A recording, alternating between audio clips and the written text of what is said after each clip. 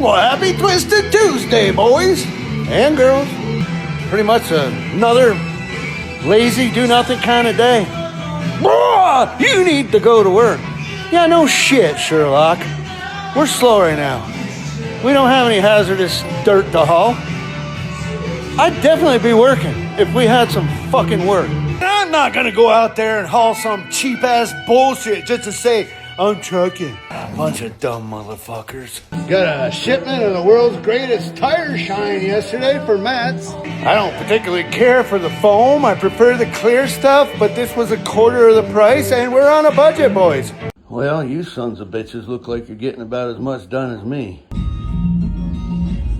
Listen, you two, I ain't running no whorehouse here. I've had a shit ton of people inquire about this poster.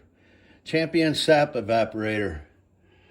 Was my great uncle Philo Ewens and his partner Marsh built and produced that in 1882-83 in West Berkshire, Vermont, where I grew up. I don't know how many greats my uncle Philo was, but it was a lot.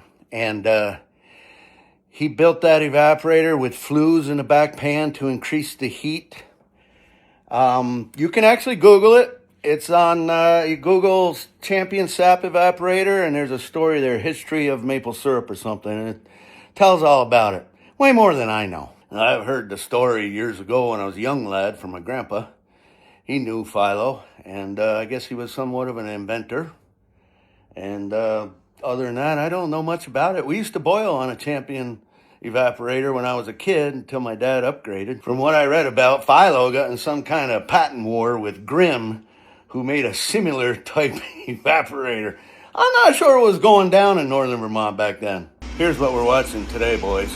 Any man don't want to get killed. Better clear on out the back. You were a cowardly son of a bitch. You just shot an unarmed man. Well, he should have armed himself.